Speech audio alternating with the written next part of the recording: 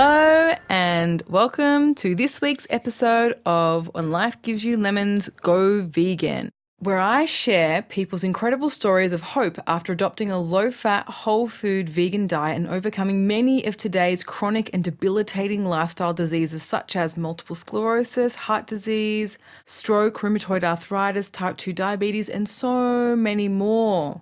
And this week, I'm speaking to naturopath Robyn Chuter from Empower Total Health in Sydney. And she is so knowledgeable on this topic and was such a great person to speak with and learn from. And this interview was meant to come out last week. However, myself and my husband got confused, and so it's coming out this week. So I apologise for the delay. Thank you so much to Robyn, and I really hope that you enjoy listening to Robyn today and whenever you're listening to her, and getting to hear so much more information from a naturopath's perspective about why a low-fat, whole-food, plant-based diet is the best for everyone, for the animals, for the planet, and for our overall health. So enjoy. So hello, Robyn. How are you? I'm very well, thanks, Corinne. Thanks for having me on your podcast. That's great. Now, I've given people a background about you in the intro that I've recorded earlier, that you work at your beautiful business, Empower Total Health, and you work as a naturopath and you support people with basically, it sounds like mind, body, and kind of soul, like health, like diet, lifestyle, meditation, exercise, focusing on all the reasons why we become unwell from the core, from inside out, in a way. Is that kind of the gist? That's it. It's really treating things, treating the cause of people's illnesses. And my initial training was as a naturopath, and to be honest, I'm not particularly keen on that title, and I'm moving away from it. And I'm really, really happy and proud to be in the first cohort of Australian practitioners who sat the International Board of Lifestyle Medicine's exam. And so my official title is now Lifestyle Medicine Practitioner. I'm a certified lifestyle medicine practitioner, certified by the Australasian Society of Lifestyle Medicine, which is the Australian-New Zealand branch of this rapidly growing lifestyle medicine movement that's really spreading all around the world. There are so many chapters of lifestyle medicine in Europe and the US and throughout Asia Pacific region. And in Australia, membership is open not just to doctors. Mostly throughout the world, this is exclusive to doctors, to medical practitioners. But the Australasian Society of Lifestyle Medicine also allows degree-qualified professionals like me to become certified lifestyle medicine practitioners. And you're right, it's about addressing addressing diseases at that causal level, which includes nutrition, but is not limited to nutrition. It includes exercise and the quality and quantity of people's sleep and how much stress they have in their lives and how they're coping with that. So it's really a broad spectrum approach to helping people get better from disease, but more than that, to achieve optimal health. Wonderful. That is such an incredible and important area of work to grow and develop across the world. So it's so exciting to hear that you're pioneering, a part of the pioneer movement of this in our country, which is awesome. I'm so excited to be part of it. It is amazing and transformative. Change is coming, and it's great to be on the vanguard of that change. Yeah, definitely, I imagine.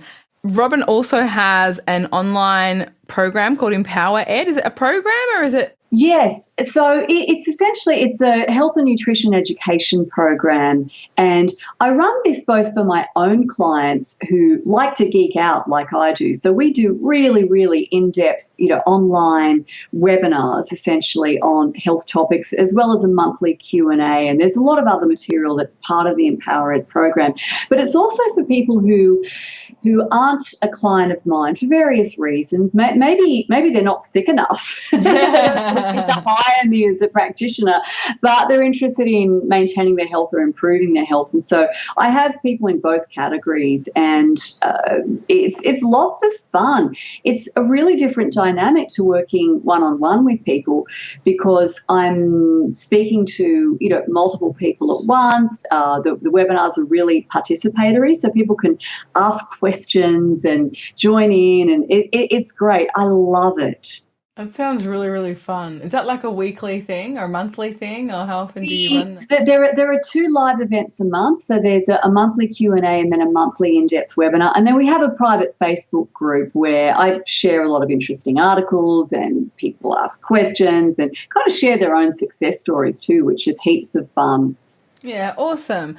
So I just want to backtrack to the beginning of your career, because as you know, this podcast is about whole food, plant-based lifestyles. So I want to go back to when you first discovered a whole food, plant-based lifestyle and what happened in that, like what triggered you to get on board this way of eating, and how did it impact on your kind of health and life personally? Well, my story in terms of whole food plant-based goes back before I began my career in health. I became an ethical vegetarian at the age of 15. I had always thought of myself as being an animal lover. And like you do often when you're a teenager, you have these moments when you're thinking about yourself and your life and your values. And I realized that I was just so morally inconsistent, so hypocritical, in fact, to say I'm an animal lover when I ate them. I wasn't killing them, but I was, essentially a customer of the meat industry. Now, this was in the late 1980s, and so there wasn't the internet. There weren't even that many books around. I had no idea that from an animal cruelty point of view, the dairy industry was even worse than the meat industry, and so was the egg industry. So I became a very bad vegetarian. I cut out the meat, chicken and fish, and I ate more dairy products and eggs. And so I gained weight, and I had terrible acne and awful digestive issues. It was really, quite a travail, as a matter of fact. I suffered from pretty severe fatigue throughout my later teens, and I had these chronic sore throats. There were all sorts of things that were going wrong with my health. And I didn't really put that down to diet. I didn't get any help from any doctors that I saw on it. No one had any clues at all. And then when I was in my late teens, my dad was diagnosed with type 2 diabetes, and I then found out that really ran through my family. His father had been a type 2 diabetic. He died of a stroke. My mother's mother had been a type 2 diabetic. She died of a heart attack. Lots of other relatives had diabetes and the complications of it, including heart attacks and strokes. And by that stage, I had begun studying naturopathy, not with any particular interest in nutrition at that point. I mean, I was interested in nutrition, but it wasn't really a driving force. Very fortunately, though, my first nutrition lecturer was an osteopath who was in the natural hygiene movement. And so he promoted not just a vegetarian diet, but he didn't use the terminology at the time. This was mid-90s this was 91. I began naturopathic college. 91? Yeah, 91. And so the term whole food plant-based wasn't around. There was no China study. This is going way back. And so he advocated a vegan diet, but a healthy vegan diet. That's when I started changing my diet. And then subsequently in, 4 years of naturopathic training, I learned a lot more about the role that diet played in nutrition. To be honest, it wasn't so much part of my curriculum. No. It was my extracurricular reading. Yeah. I was thinking that. By that stage, I was pretty keen on nutrition, and I wasn't that keen on all the other stuff that I was learning, like Bach flower remedies and Schussler tissue salts and God knows what else. But I'd really sort of latched on to nutrition. And so one book led to another book, led to another book. I watched Michael Clapper's video, A Diet for All Reasons, and then the China study came out. I was already in practice by that stage, and I'd sort of been moving closer and closer and closer to this notion of a whole food plant-based diet. But it wasn't until I read the China study that I found a name for it. So that was quite a way into my practice. But discovering the benefit of a whole food plant-based diet for myself and for my clients was really just transformative. So for your health benefits, so you noticed a lot, like significant health benefits in yourself? Yes. So like I said, I gained weight on my awful vegetarian diet in my teens, and although I never got really, really overweight, I was definitely carrying a lot more than I was comfortable with. And of course, whole food plant-based makes it so easy to get to your comfortable weight for you and to stay there while still eating a lot of food, which is great because I do like food. And all of those sore throats and the constipation issues and the fatigue that I'd had in my teens just went away. I mean, I'm 46 now. I have more energy than I had when I was a teenager, for sure. I can put in really long days. I do a lot of exercise. My fitness is so much better. I just feel $1 million on this diet. It is so amazing. It's like you're youthing rather than aging. It's very, very cool. It's so cool. That's awesome. So I forgot to mention, I also had terrible skin. Oh, how could I have forgotten that? Acne is catastrophic when you're a teenager. It's as in, I don't actually have any photos from that era of my life because I hated the way I looked and I just tore up all the school photos and so forth. I mean, look, this was pre-digital cameras, right? So it's pretty easy to expunge your record. Yeah, thank God. Now, and oh, look, a whole food plant-based diet has been so fabulous for my skin. I was really plagued with acne, and it is so awful. It's people kind of underestimate. They underestimate, especially right in that time when you're hyper focused on yourself. That's it. And being included and people caring. Accepted and having boys think you can have a bag over your head and the names that people call you when you have acne, it's just the pits. I feel my heart just bleeds for when I'm out and about or when I have clients have terrible acne. My heart just bleeds for them. I know what they've gone through. And actually acne is linked to a higher risk of hormone-related diseases, including breast cancer and prostate cancer. So it's not just the issue of self-esteem and cosmetic appearance and all the rest of teens. It's the fact that we need to help teenagers who are plagued with acne to understand that they have terrible skin because of the way that they're living, and it's bringing them at risk of some really serious diseases down the line. Yeah. So, yes, whole food plant-based, so good for skin, keeps the skin really clear. You get a nice kind of, glow to your skin. I notice that in my clients as soon as they change their diets, even before they lose weight and get off their meds and whatever, they just look better. And other people comment on it too. It's one of the fabulous things that people get such good feedback early on in their progress with the diet, even before they've solved their major health issues.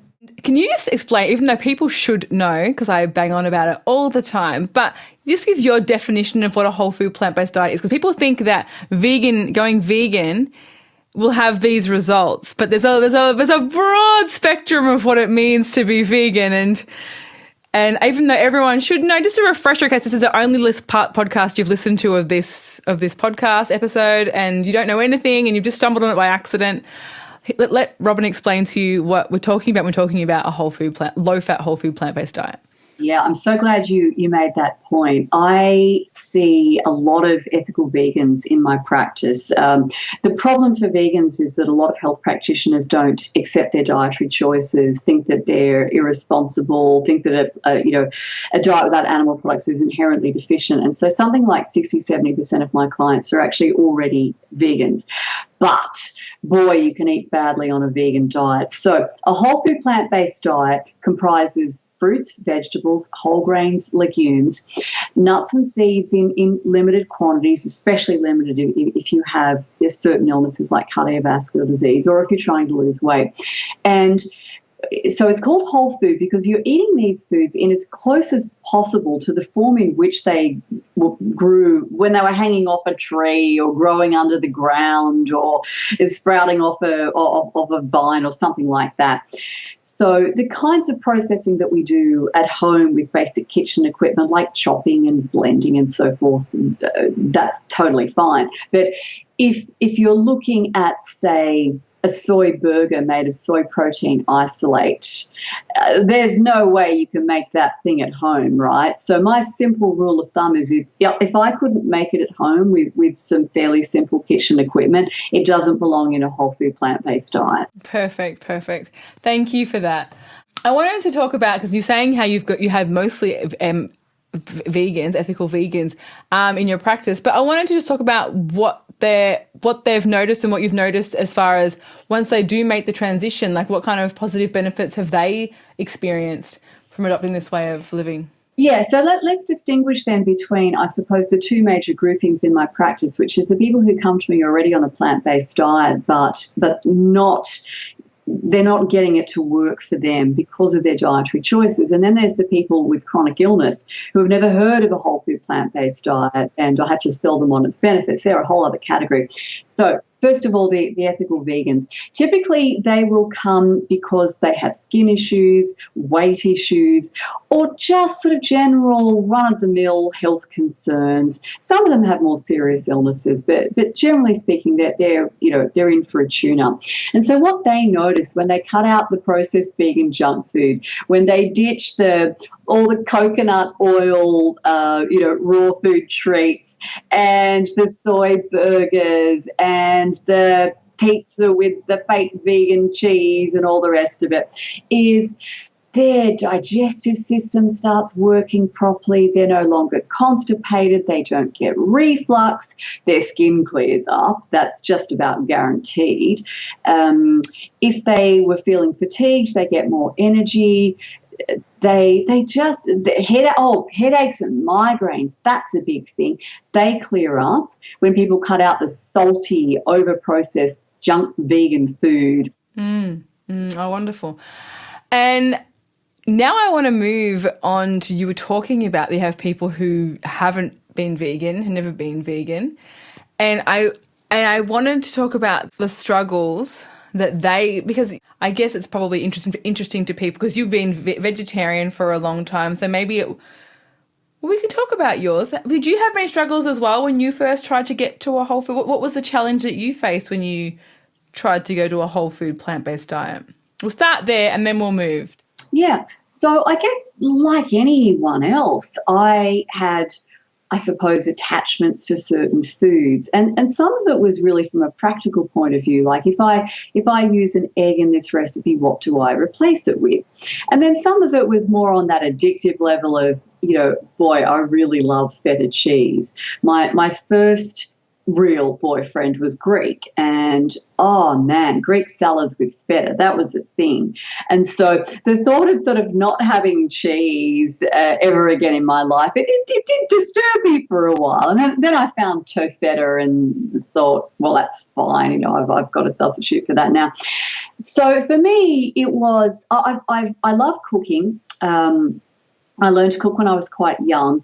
I learned to cook from Margaret Fulton's Encyclopedia of Cooking, which perhaps some of your younger listeners won't be familiar with. But Margaret Fulton was very much that traditional English style, butter and cream and sugar and white flour and lots of meat. But I did have. What I did pick up from that book was the process of cooking and the techniques of cooking. And so because I had that background, when it came time to sort of substitute various foods for the eggs and the dairy and just more processed foods, I had the cooking skills to be able to make that transition, whereas what I see now, particularly among my younger clients, but when I run cooking classes, I must say I still see this among older people as well, they don't have the basic cooking skills. They don't know their way around a kitchen. They don't have knife skills. They don't know how to use all sorts of what I would consider basic cooking techniques. So that was something that, although my culinary education from Margaret Fulton wasn't particularly health promoting, it did at least equip me with skills that helped me navigate that transition. Yeah. Did you have any pushback from family and friends? A lot of people talk about, my husband will never do this, my kids will never do this. I'm making 3 meals and I don't have the time to make 3 different meals. Yeah, when I first went vegetarian, this sounds so funny to say, I didn't actually tell my family for the first 6 months. Mum would serve me up dinner, meat and 3 veg. I grew up in a very traditional meat and 3 veg household. And I would cut up my sausage or chop or steak or whatever, or piece of chicken, and feed it to the dog. And so no one noticed what I was doing. How did they not find out? They just, it tells you a lot about what was going on in my family at the time. What did they say when you finally came clean? Well, I was afraid that they would have a bad reaction to it. But when I finally sort of told my mother, actually, I really don't want to eat meat anymore, she sort of had a bit of a think about it. And then she said, well, that's okay, because her parents had been Seventh-day Adventists. And so they were raised in that tradition of vegetarian diet, not a vegan diet, but a vegetarian diet, and a relatively healthy one. And although her mother subsequently abandoned that, which is why she gained weight, became diabetic, and died of a heart attack, my mother's father had actually stuck to a vegetarian diet his whole life. So he was this bicycle riding, non-smoking, non-drinking Seventh-day Adventist who'd probably still be with us today if he hadn't had a car accident, which is what took him out, unfortunately.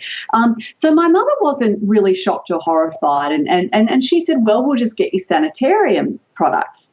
And I don't even know if these things are around now, but I then proceeded to live off nuttolene and nut meat. Nuttolene, by the way, looks like PAL.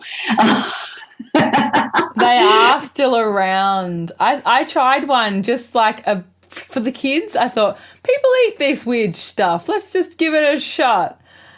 Like a year ago, and I opened the tin and went, oh, this is going in the bin. And we just put it in the bin.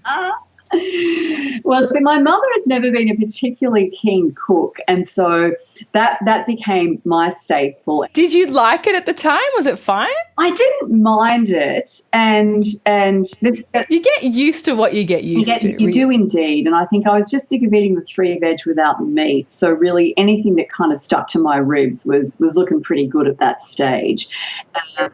My father was relatively supportive. My brother and sister, oh my goodness, that's a whole other story. Especially my older brother gave me such a hard time, and there were many arguments and tears over my dietary choices at that time.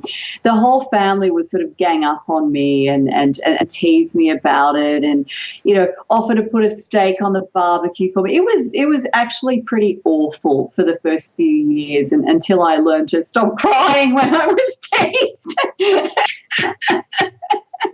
And come up with some smart aleck remarks that would shut the whole thing down. So it probably took about 10 to 15 years for my family, and by this time I mean like the whole extended family, sister's boyfriend and husband's girlfriend, and sister's boyfriend and brother's girlfriend and all the rest of it, for them to actually accept my way of eating. And now I don't get any problems from them. Can I ask you, just for young people who, I don't know if young people would listen to this, because, I'm a middle-aged woman and they like the hip young podcasts of young people that talk about young things that I don't know about, but I've forgotten about now. For people who might be listening, just talking about that, what would be something that you could suggest for them which I should have actually talked more about in the Carolyn Mann as well, because she talks about that as well, because 2 years crying is pretty hard, for something that you believe in. Is there anything that you would recommend kids do to try and help make that a bit easier when your family are being complete jerks to you?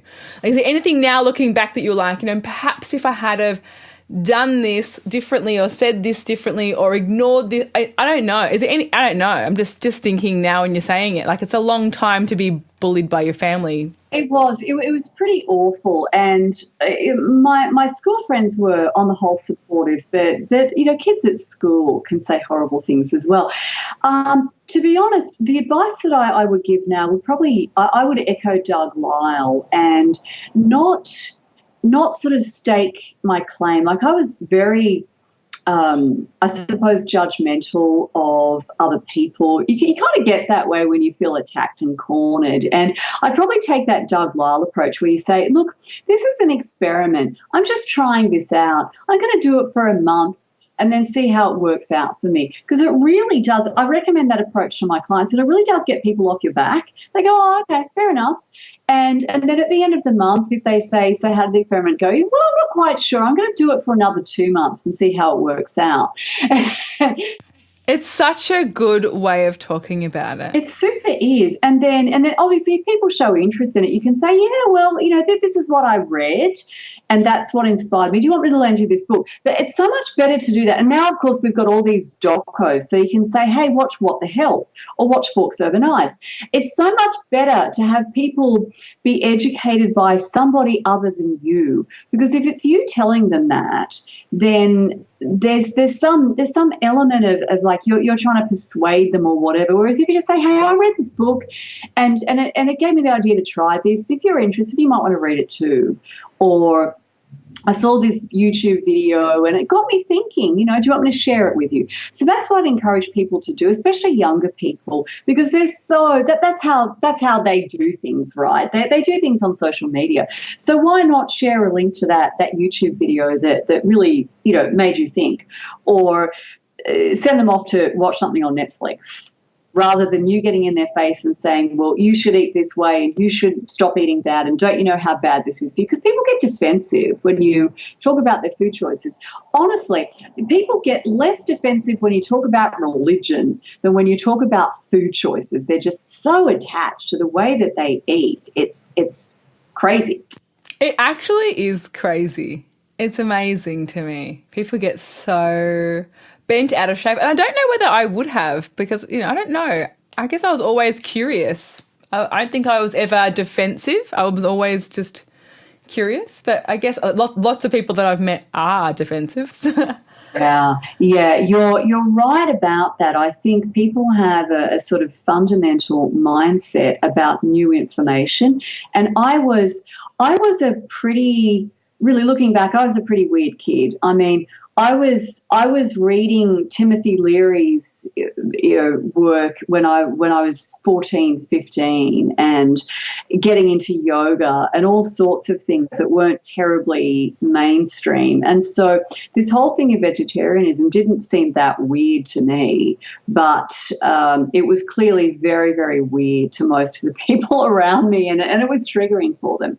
It's funny when you don't recognise that you're weird. Like, you know, everyone is weird, and everyone who's listening who's thinking, I'm not weird, you are weird. Like, we all have our quirks. We just don't know that they're weird. But it's funny because, my husband always say, like, just this off-the-cuff thing, and he's like, Corinne, nobody else thinks that. You can't just say that. And I'm like, what, why? He's like, no, you can't. You know, like, if I talk about home birth or any random extended breastfeeding or things that are that for me, I'm just so used to part of my life, my personal life, but they're not part of the mainstream's current belief system and the way things are out there. And so I do now I say it off the cuff and think that everyone just understands what I'm talking about, but they're not in that space. They haven't been in that space, and it's actually quite... I sound like I'm deranged. I completely understand where you're coming from, and I totally relate. I think, you know, I can remember looking at other people's behaviour when I was younger and thinking, why do people do the things that they do? And then various school subjects like ancient history and society and culture, where you're looking at cultures that aren't your own, I'd notice other people's reactions. Oh, why do they do that? And I think, well, because that's what they're brought up to do. Why do you think you do what you're doing? Because you were brought up to do it. And this applies across the board. You know, why do we wear the clothes we wear? Because that's that's what we're brought up to. I mean, I could wear a turban. Yeah. Why do we eat what we eat? Because everyone around us is doing that. Why? So it's really, it is across the board. You've either got a questioning mindset, which then opens you up to new perspectives, or you don't. And the people who don't are kind of hard to reach on anything new. But if you listen to this podcast, you've got a questioning mindset, of course. And so you're just going to be... You belong! You belong, and you'll be low-fat, whole-food, plant-based by this evening. Next meal you have. Amen to that. Amen. Tell us a bit about how you eat, like a day in the life of your food. People who are just listening going, well, yeah, it's all well and good, but what do we eat? Yeah, sure. Okay, so I've been practicing time-restricted eating for the last, not quite a year, probably since February or March of 2017, where I have a fairly long overnight fast, so about a 16-hour overnight fast, and then I break the fast usually around midday. It'll be a bit later today because that's when we're talking. And the first thing that normally passes my lips is fruit. So there'll be a variety of fresh fruit with some ground linseed on top to tick my omega-3 fatty acid box. Then the next meal that I eat will be a salad. I love my big raw salads, loads of leafy greens with all the other things that you stick in a salad, tomatoes and cucumber and grated carrot and all that good stuff. And along with that, I'll have a starch. So that could be baked potato or sweet potato. I love baking a whole tray of starchy veggies, and I just leave them in the fridge, and they're great for lunches. They're great for snacks. You can reheat them and have them for dinner with a nice bean mix on top of them. They're so versatile. So if it's not potato, it'll be some other starch, like maybe rice or quinoa. And then usually a legume. Could be hummus, could be a homemade lentil burger, could be last night's leftover Mexican bean mix that we didn't quite get through. And dinner's always centred around loads and loads of veggies. I'm really, really huge on green leafy veggies. So in my household of 4 people, we go through usually 4 bunches of kale and 2 bunches of a silver beet or chard a week. And then, usually there's a bunch of broccoli in there somewhere too for a stir fry. So loads of greens, loads of other colourful veggies. Stir fries are big on our menu, so it might be stir fried veg with tofu on brown rice.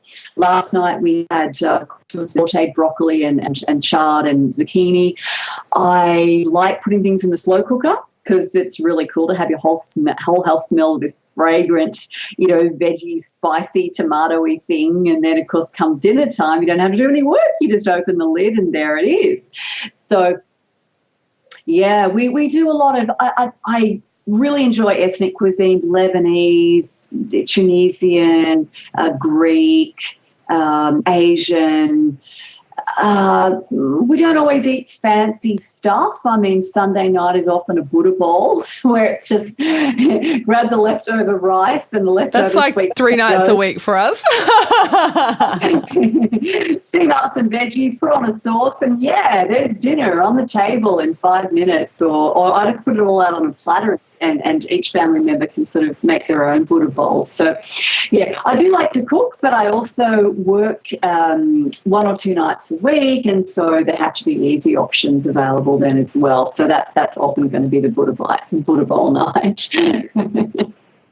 We haven't got long left, so just want 2 things. One, the last question that I really want to ask you for other people is just your 3 biggest tips for someone who's listening and thinking, well, actually, give me your 3 reasons why you think this is the greatest thing to do for your health, and then give me your 3 biggest tips.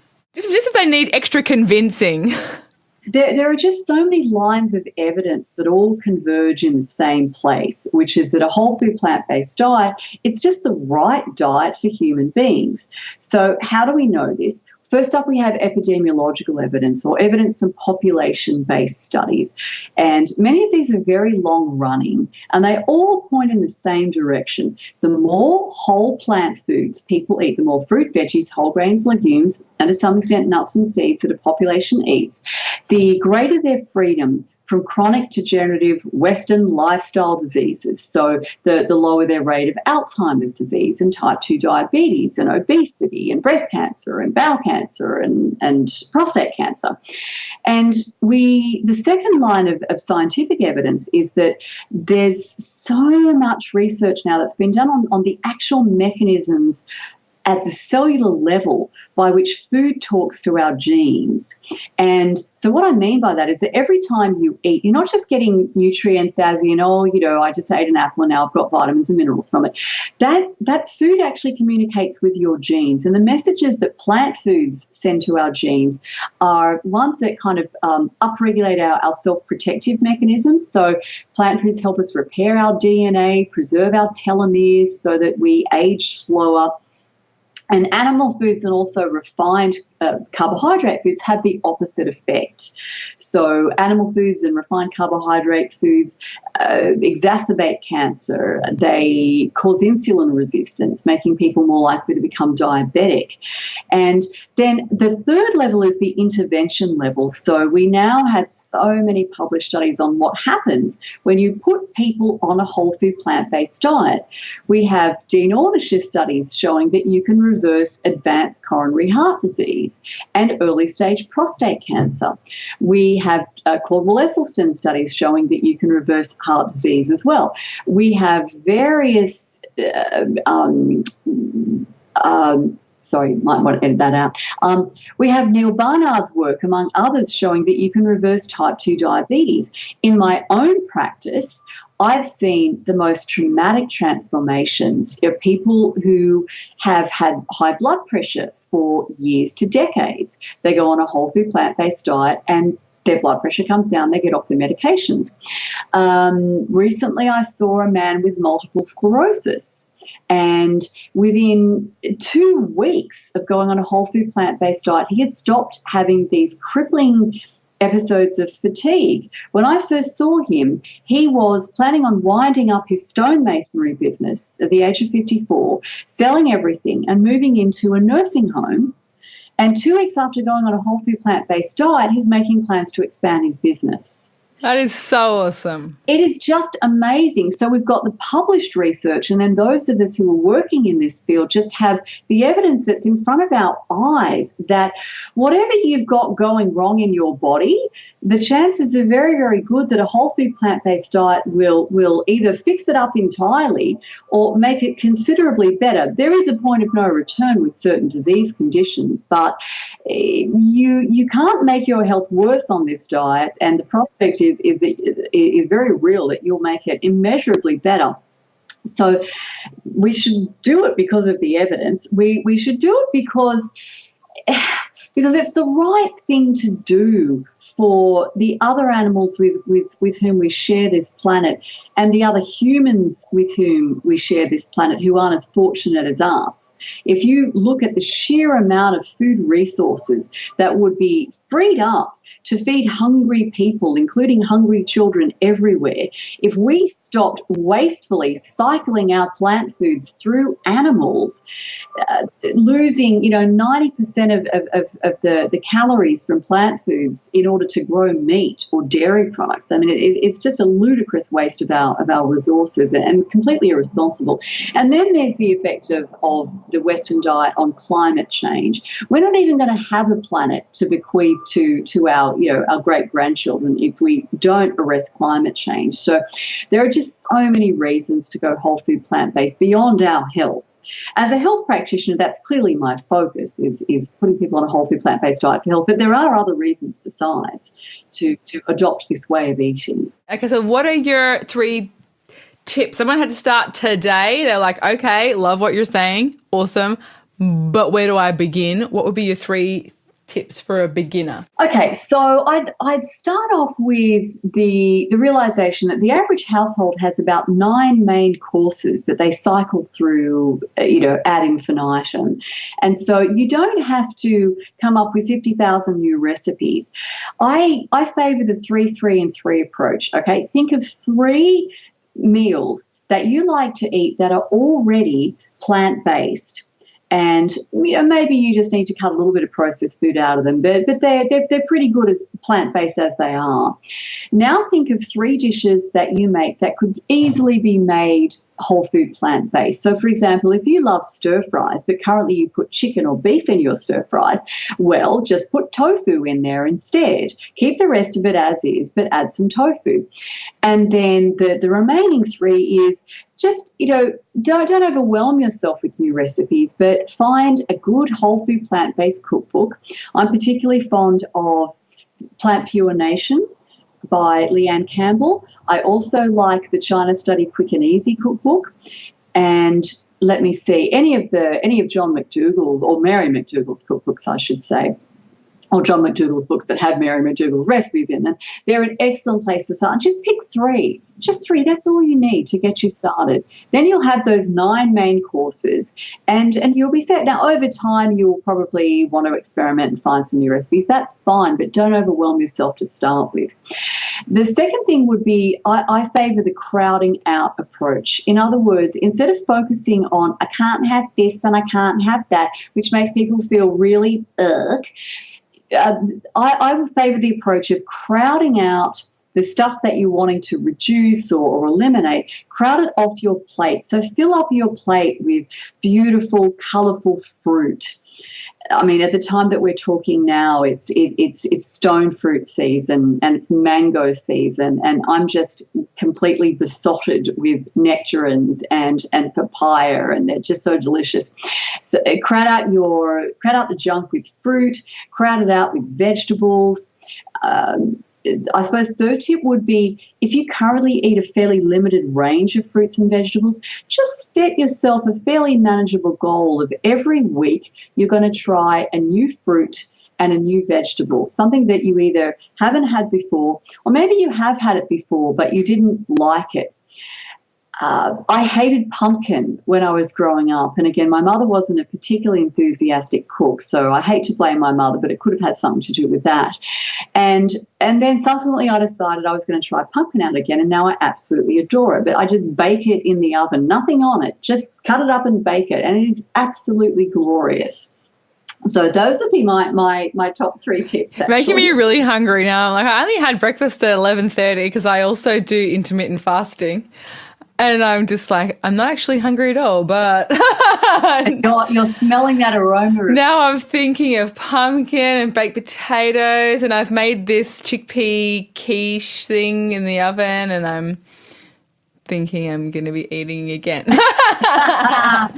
Well, it's all healthy food. Yeah. Okay, so now just onto your work. So I want you to tell everyone what you do and how they can find you and where you are and what kind of things you offer support with, basically, and the links and anything like that. And I will post them again in the outro and in the show notes for anyone. So if you missed this part of the podcast somehow, you'll find them again in the show notes and in the outro and intro. So you'll be fine. Terrific. Okay. Well, my website is probably the best place for people to start, and it's www.empowertotalhealth.com.au. And on my website, I have an enormous number of whole food plant-based recipes. They're all sugar, salt, and oil free. So if you want some inspiration or some ideas about how to get started, just head over to the recipe section. I also have hundreds of articles on all sorts of health and nutrition related topics. They're all free. You can access them all through there's a Learn tab. If you click on that, there's a drop down menu, and from there you can access the recipes and videos and articles. Everything that I write, I fully reference. And I'm big on that. We really need to stick with science in the whole food plant-based movement. And fortunately, there's plenty of science to support our point of view on this. So you can read my articles. If you want to work with me as a client, I see clients face-to-face in my office. I'm in the south of Sydney. But something like 70% of my consultations these days are online, because I have clients in different parts of the state, the country, overseas. I can normally fit people in no matter what time zone you're in. We can figure out a time that works for both of us. And So all of that info is on my website. If you just go to the Work with Robyn tab, you'll see that. If you're interested in my Empower Ed program, there is a 1-month free trial. So if you want to just hop on board, check it out, you can access all of the content immediately. There's no waiting period. So as soon as you sign up for your 1-month free trial, you get access to hundreds of hours of all the previous Q&A webinars, all the previous webinars on topics, everything from bone health to gluten to soy to women's health issues, getting into an exercise habit, should you have cancer, screening tests. I've covered so many things. Wow, so what a resource. That's incredible. That's all available to you as soon as you sign up for your 1-month free trial. And you can join in the live webinars as well, which is always a lot of fun. There's 2 of those a month. And I'm on Facebook. So if you just go into Facebook and look for Empower Total Health, there I am. I have a Twitter account, which is at Empowered Robyn. And I don't tweet as often as I interact on Facebook. I'm reasonably busy on Facebook, so that's not a bad way to stay in touch with me. Oh, and I have a YouTube channel. So if you just go into YouTube and look for Empower Total Health, you'll see I've done a lot of videos, again, about various health topics. What a wealth of resources for people who are wanting to adopt this diet and find out information and make yourself more informed. It's such a great service that you're doing for everyone. Thank you so much. It's my absolute pleasure and privilege to do this. And my business name, Empower Total Health, that's my approach, right? I want, when people come to see me or even when they just access my website, I want them to come away from that experience feeling really empowered to be in charge of their health, rather than transferring that power over to some expert, whether it be a doctor, whether it be a blogger, whether it be me. I don't want to be anyone's guru. You become your own expert on health. If you don't invest the time to find out about health and what you need to do to restore it and protect it, you'll spend that time down the track in a hospital or a doctor's waiting room. So you're going to spend roughly the same amount of time on your health, whether you put the effort in now to inform yourself properly and take the steps that you need to be in charge of your health, or whether you lose your health and have to work really hard to get it back. Exactly. Such a really important point, because people do think, I know myself when I was before I was diagnosed with MS, you have, the headaches, the constipation, the fatigue, the pain, the depression, all these things, and you're eating this way. And a lot of people kind of just think and anyone who you talk to, most people you talk to who are on a Western mainstream diet will say, I'm tired, I don't go to the toilet enough, I feel this, I feel sluggish, I'm exhausted. And still think that eating this way is too extreme. And so it's interesting because you're like, you could feel terrible for a really long time being at doctors on painkillers constantly and doing all these different things, taking time off work because you're totally fatigued and depleted. Or you could eat some plants and barely go to the doctor again until... I hardly ever go to the doctor now. Yeah, you're so right. You are so right. And the problem is that the hardest part of change is the contemplation of it. People think that it's going to be so inordinately difficult to change their eating habits, and yet when they do it, they find that mostly it's so much easier than they ever thought it would be. Sure, there are challenges along the way, but most of the terrible things that we think are going to happen when we change, they don't happen. We get in our own way. And I do a lot of work with people, because I have a counselling background as well as my naturopathy nutrition background. I do a lot of work with people on their belief systems and how they just trip themselves up with their own thinking patterns. It's a much bigger problem than the practical issues of what do I eat. You can solve that one pretty fast, but what goes on in people's heads around change is a more complex issue. My mum made me read that Who Moved My Cheese book when I was like 20. Did you ever read that little tiny book? No. I don't think she'd read a book for years, and she read this little tiny book called Who Moved My Cheese. And she said, you should read this. And I was like 20. And it's just a thin, really big writing, tiny little book. But basically it's about humans, human nature, and saying like mice, if humans and mice were in a maze with piles of cheese, if the mice ate their cheese pile, they'd just sniff around and go, oh, there's no more cheese. And they'd shrug their shoulders and off they'd go and they'd find more cheese.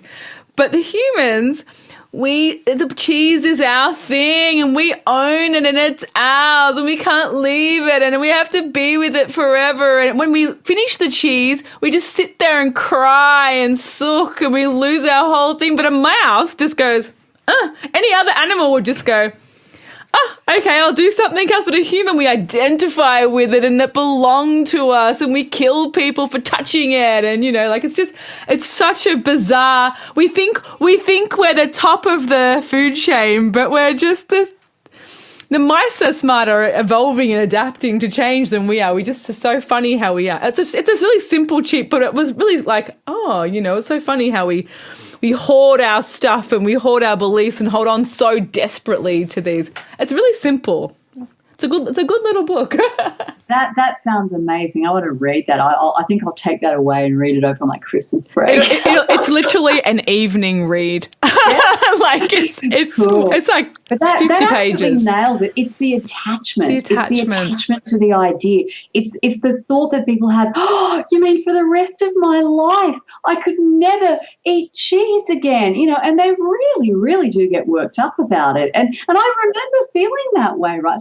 Judging people. It is just human nature. Yeah, I'm not bashing people either. I did the exact same. I used to make my husband literally eat it and describe the food to me. I was just desperate. Or I would put it in my mouth and swish it around and spit it out.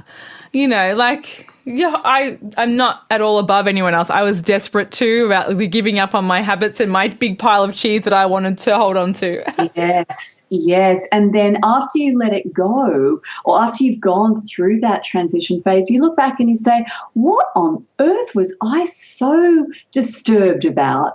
It's like, I don't even think about those things anymore. It's the furthest thing from my mind. And I think that change happens faster than people give it credit. But they're afraid. They're afraid of that they're going to be plagued by that sense of loss and lack and grief and bereavement, whatever it is they were attached to. Yeah. Yes. We're complicated. We're very complicated. So anyway, that was a bit of a aside. But thank you so much for coming on the podcast and sharing your information with us. And I'm really excited. I find your work so exciting, and I think it's so important for people in Australia as well, because that's where you're based, but you're available across the world. So it's amazing worldwide. Your support, your online community, your website, your resources that are on there. It's such a valuable asset to the low-fat whole food community. And I myself am super grateful that you're doing the work that you're doing and spreading this message in a scientific, educated, responsible, holistic way. Well, thank you, Corinne, and thanks again for having me on the podcast. And I'm so excited by the number of podcasts that are starting too, and because it's such a great medium for transmitting this message to people who might otherwise not encounter it. So, kudos for everything that you're doing to spread the word too, and may you grow and prosper with your podcast.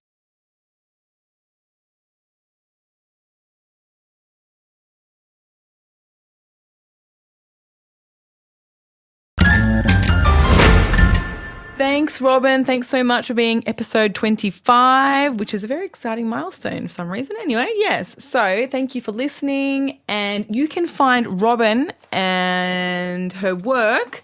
You can follow her on social media at Empower Total Health on Facebook, on YouTube, and Empowered Robyn on Twitter.